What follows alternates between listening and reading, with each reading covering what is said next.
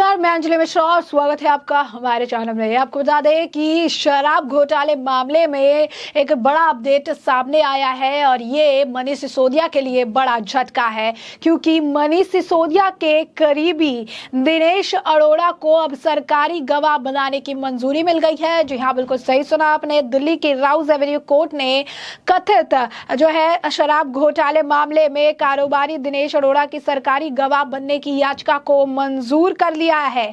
अरोड़ा को मनीष सिसोदिया का सहयोगी बताया जा रहा है। ऐसे में मनीष सिसोदिया की मुश्किलें बढ़ सकती है। बता दें, हाल ही फिलहाल में दिनेश अरोड़ा की जो स्टेटमेंट्स थे, जो गवाह थे, जो उन्होंने बयान दिए हैं, उसको रिकॉर्ड किया गया था 14 नवंबर के दिन। और आज ये बड़ा झटका मनीष सिसोदिया को देते हुए दिल्ली की राउज एवेन्यू कोर्ट ने सरकारी गवाह बनने के लिए दिनेश अरोड़ा की जो अपील थी उसे मंजूर कर लिया है। बता दें कि दिल्ली के शराब घोटाले में पहले ही फंस चुके डिप्टी सीएम मनीष सिसोदिया की मुश्किलें अब और ज्यादा बढ़ रही है, क्योंकि इस मामले के आरोपी रहे दिनेश अरोड़ा अब सरकारी गवाह बन चुके हैं। क्योंकि पहले वो गवाह बनने के लिए तैयार थे, लेकिन अब उन्हें मंजूरी भी मिल गई है, जिसका मतलब वो साफ तौर पर उनके द्वारा दिया गया जो बयान है वो काफी ज्यादा अहमियत रखता है। और इससे यह अंदाजा लगाया जा रहा है कि इससे मनीष सिसोदिया को और साथ ही साथ आम आदमी पार्टी के कई सारे और नेताओं को काफी ज्यादा नुकसान झेलना पड़ सकता है। अरोड़ा कारोबारी है और उन्हें सिसोदिया का करीबी माना जाता है। माना जा रहा है कि उनका स्टेटमेंट रिकॉर्ड किया गया है और उसमें भी कई सारे ऐसे बयान हैं जो मुश्किलें इनकी बढ़ा सकता है। शराब घोटाले में सरकारी गवाह बनने के लिए दिनेश अरोड़ा ने दिल्ली की राउज एवेन्यू कोर्ट का रुख किया था और कहा था कि वो सब कुछ बताने को तैयार है।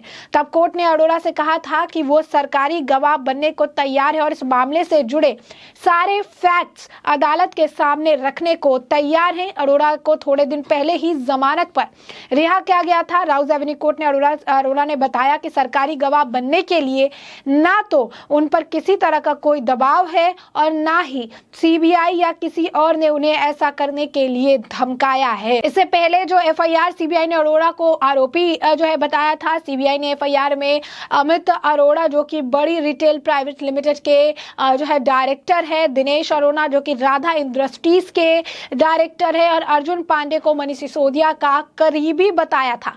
सीबीआई के मुताबिक इंडो स्पिरिट्स के डायरेक्टर समीर महेंद्रू ने राधा इंडस्ट्रीज को 1 करोड़ रुपए ट्रांसफर किए थे। यानी दिनेश अरोड़ा एक ऐसी अहम कड़ी है जिसकी सरकारी गवाह बन जाने के बाद मनीष सिसोदिया की मुश्किलें काफी ज्यादा बढ़ सकती है। और ये 1 करोड़ का लेन देन क्यों हुआ था, 1 करोड़ रुपए क्यों ट्रांसफर किए गए थे, शराब घोटाले में मनीष सिसोदिया के तार किस तरह से जुड़े हुए हैं, इस शराब घोटाले में और कौन कौन से लोग हैं जो ट्रांजैक्शन में इन्वॉल्व है, इस शराब घोटाले में और कौन कौन सी कड़ियां हैं जो अब तक नहीं जुड़ी है, इस शराब घोटाले में दिनेश अरोड़ा का क्या कुछ इन्वॉल्वमेंट था, शराब घोटाले में दिनेश अरोड़ा के साथ और संपर्क में कौन कौन से आम आदमी पार्टी के नेता थे, इस शराब घोटाले से किस तरीके से फायदा हो सकता है, इस शराब घोटाले को घोटाला करने से पहले किस तरीके की रणनीति तैयार की गई थी, कौन कौन से बड़े ऑफिशियल इस शराब घोटाले में इन्वॉल्व है, दिनेश अरोड़ा को 1 करोड़ रुपए जो ट्रांसफर किए गए थे वो क्या कहकर ट्रांसफर किए गए थे, किसने वो पैसे ट्रांसफर किए गए थे, क्या काम बताया गया था,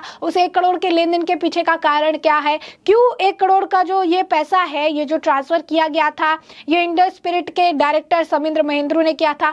समीर महेंद्रू और उनका क्या रिश्ता है, समीर महेंद्रू के साथ उनके 1 करोड़ के डील के क्या कारण है, समीर महेंद्रू के साथ क्या कुछ शराब घोटाले से लेन देन किया गया है। तो इतने सारे सवाल है और इन सभी सवालों का आप समझ सकते हैं कि जो जवाब है वो देने के लिए तैयार है दिनेश अरोड़ा।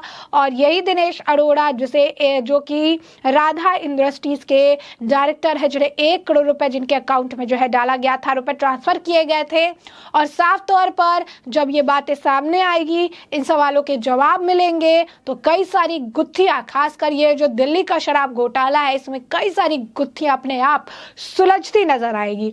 दिनेश अरोड़ा दिल्ली के बड़े कारोबारी हैं, रेस्टोरेंट इंडस्ट्रीज में जाना माना नाम है। अरोड़ा 2009 से इस इंडस्ट्री में से जुड़े हैं। रिपोर्ट के मुताबिक 2009 में उन्हें दिल्ली की हौज खास इलाके में अपना पहला कैफे खोला था। दिल्ली का हौस खास इलाका काफी पॉश इलाका है। एक से एक कैफे, एक से एक बार, एक से एक आप कह सकते हैं कि एक जो है हब है वो यंगस्टर्स के लिए, जहाँ पे लोग जाते हैं, चिल करना चाहते हैं। वहाँ पर काफी जो है कॉस्टली चीजें मिलती है कंपेयर टू दिल्ली। वो काफी एक कॉस्टली एरिया है जहाँ पर जो है काफी आप कह सकते हैं कि पॉश इलाकों में गिना जाता है। और ऐसे में हौस खास में उनका एक खुद का कैफे भी उन्होंने खोल रखा है।